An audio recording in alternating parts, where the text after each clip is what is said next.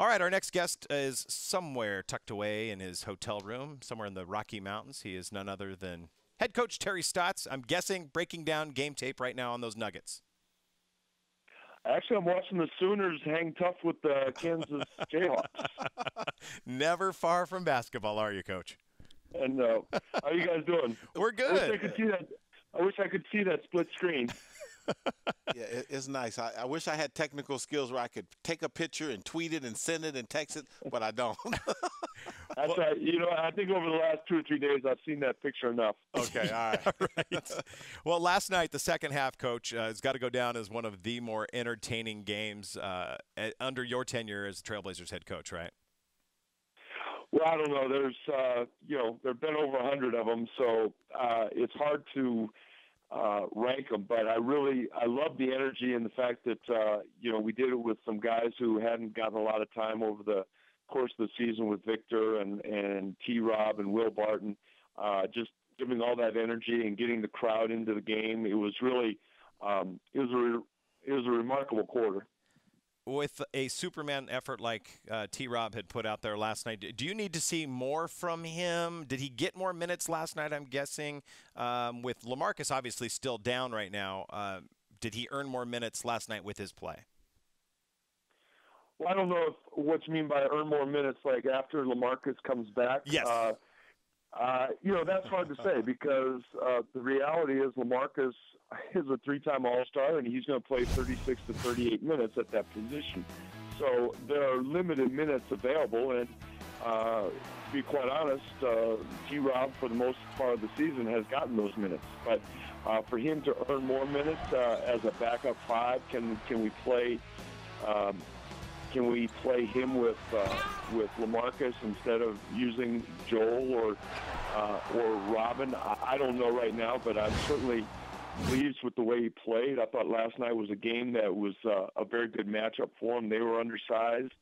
They didn't have a center, so he was able to be very effective. And give him credit. He needs to play with that energy, and when he does, like he did in the Phoenix game, that's the other game that comes to mind. Our home game against Phoenix, where he really ignited us as well with that energy. Coach, talking about T-Rob and the energy, it was great, obviously, for him to come in and give the team that shot in the arm. And then I believe you started him in the second half. Can you talk a little bit about, that decision and how it was communicated and received? Well, I just felt I thought the last 2 or 3 minutes of the first half, we made a comeback, and he was very instrumental in that comeback. So it was a difficult matchup. Kevin Love is a tough matchup no matter who's guarding him. But I just felt the way he played at the end of the half and the way we got back into the game at the end of the first half, it was the logical thing to do. So we just made T-Rob your start in the second half, and we'll go from there. Speaking of LaMarcus, Wednesday is going to mark a week where that he has missed. Is it possible that he plays against the Brooklyn Nets come Wednesday, or where is he in his recovery from that strained groin? We're getting closer, I'm guessing, right, Coach? Well, we are getting closer, and I'm really not going to comment on when we expect him back. He's being evaluated. His injury is healing. It's a question of not only the injury healing, but also getting him back into game shape. As you mentioned, he hasn't done. It's been a week since he was evaluated, but really, other than playing the 13 or 14 minutes in the All-Star game, he really hasn't done much in 2 weeks. So it's a combination of getting healed and then getting back into basketball form. Coach, can you talk a little bit about this team's chemistry all year has been special, in my opinion. Now, with minutes available and a lot of guys, not just one guy, but a number of guys getting more opportunity than they had been getting and getting it at the same time, I don't think the chemistry in terms of unselfishness and playing hard has taken a step back at all. What's been the key to that? Well, we have a really good group of guys, and I think that's one thing that has been taken into account when we were putting together the roster. I think Neil's done a great job of not only bringing in quality players, but quality people. And the fact that we're a very young team, with 8 players being in their first or second year, there's that kind of youthful energy that that really lends itself to having good chemistry on a team. And it's just I think early on the fact that we've had a lot of success, that what comes first, the chemistry or the success. I think the two go hand in hand. Yeah, Coach, and you got to get some credit, too, because chemistry and attitude oftentimes reflects the leadership that's at the top. And I set you up with that statement and compliment to ask you the following question. Well, thank you, I hope.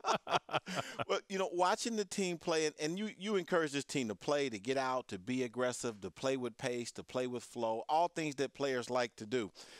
But sometimes they get to a place where it gets a little bit frantic almost, and shots seem kind of hairy. Not a lot, but it happens.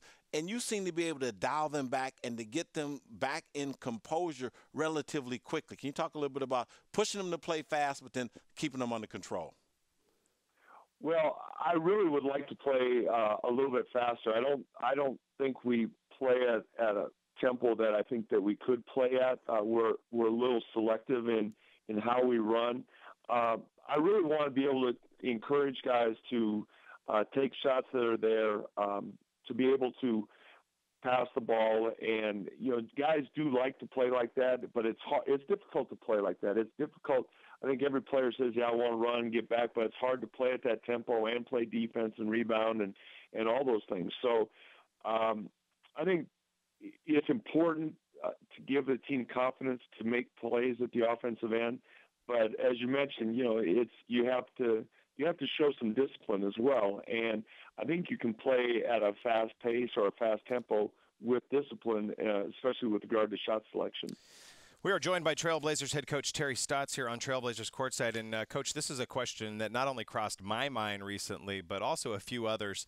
With the rash of bigs going down, isn't it something that you can use to go down to your D-League partner, the Idaho Stampede, and pick a couple guys away from there, maybe just one if you needed them in case of serious injuries because you're only down two bigs? I mean, is that a possible case scenario that you can use?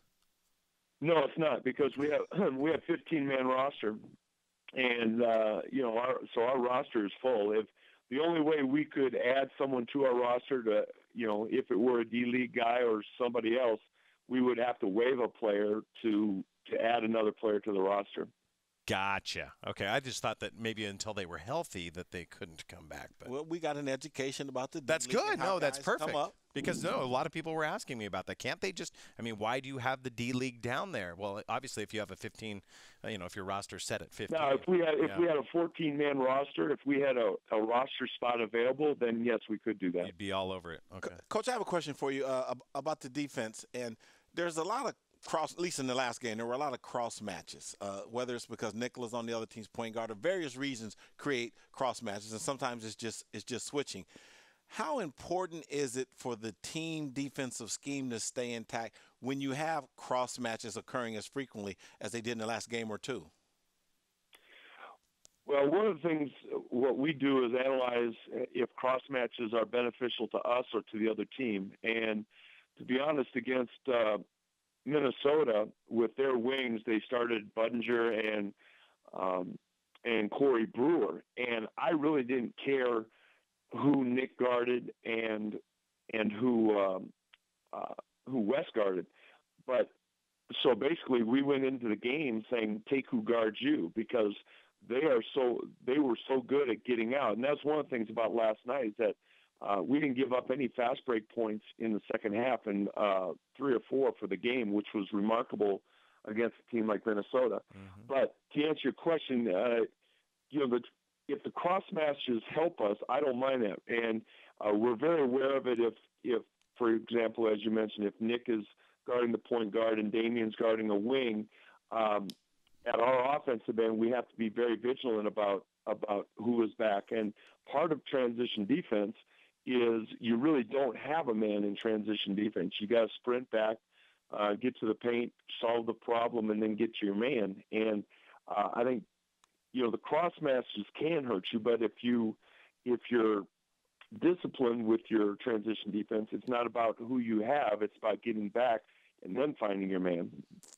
Coach, I heard a stat last night from the one, the only, Antonio Harvey, so you know it's got to be true.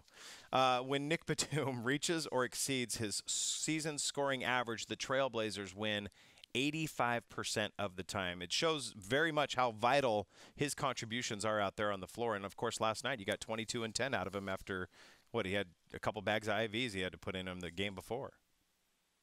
Well, Nick is obviously very important to our success, no matter how you dice it up. He's he can rebound. I think he had 10 rebounds last night.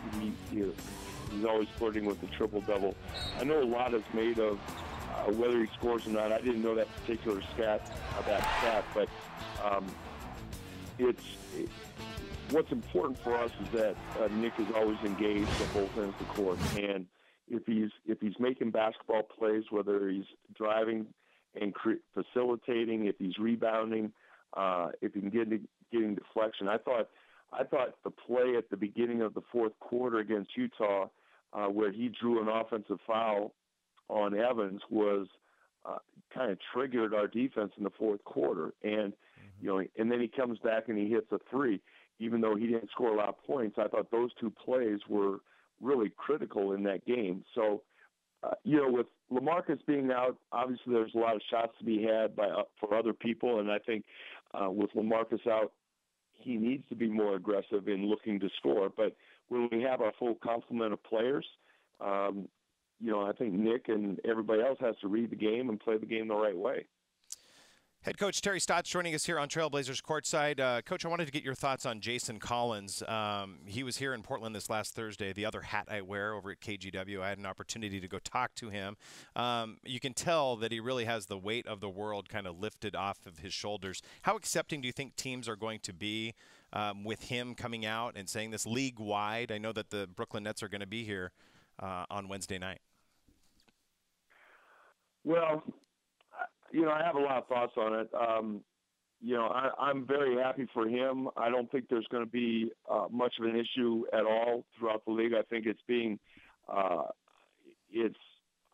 don't know if it's being media driven or not, versus just what the players think of it. One of the things I thought of was that I took the team to watch the movie 42 last year, and Jackie Robinson breaking into Major League Baseball. And the fact, you watch that movie and you see the closed-minded, the small-mindedness of that era regarding African Americans and breaking into Major League Baseball. And I think that we even having this discussion, and believe me, I'm glad that I'm glad that this is happening. Mm-hmm. The fact that we even have to have this discussion and some of the comments that are made about what if this and what if that, I think is being very small-minded, because I think we've evolved as a society. And like I said, the bigotry of watching the movie 42 and to think that we're having some of those same comments now is very disappointing. My mom always told me when I was growing up, she said, treat other people like you want to be treated yourself. And I've always kind of lived by that mantra. It's just something that's always stuck with me over time. And Jason Collins, talking with him the other day, like I said, he just felt like he had just relieved, and it was something special to see, So, absolutely. Anything else on your mind, Coach Holton? For Coach Stotts? You want to let him get back to his basketball game, OK State? Trust me, he's kept an eye on it during this interview. Yeah, I think we're still up 2. Did you say it was Oklahoma or Oklahoma State? Hey. them are fighting words. Come on now.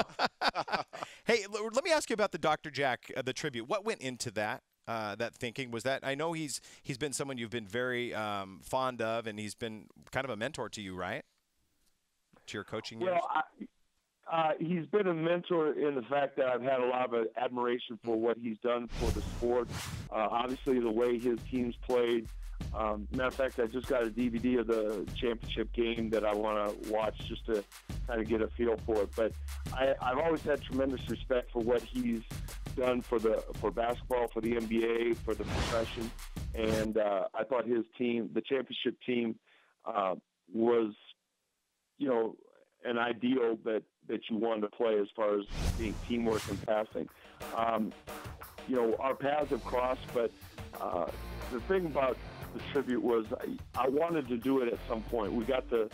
I got the jacket over the summer, and I just knew it was something that I wanted to do at some point. I wanted to be the right time, and when I found out it was his birthday, I thought it was an appropriate time. Coach, I don't want to be small with such an important moment, but when you say you got the jacket over the summertime, I'm kind of always got an eye on clothes.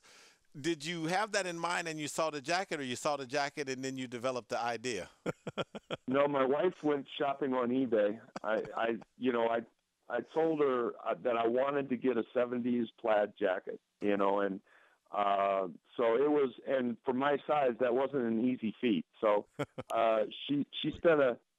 she was like a dog on a bone. She was looking on every website there was, and we found this one on eBay, and we put in the bid and got it, and then we had to do a little tailoring to it. But it wasn't something that that I just picked up off the rack. I was just curious, Coach. Thanks for taking us behind the scenes in the Stotts household shopping program. Now, my only question on eBay was the seller's name, Craig Sager. That would be the only question. I don't know what Craig Sager's handle is, but it very well could have been. It could have been. All right. Well, Coach Stotts, thank you so much for the time. Best of luck tomorrow as you guys try to take care of business, go for 3 in a row against the Denver Nuggets. Thanks for the time tonight. All right. Thanks, guys.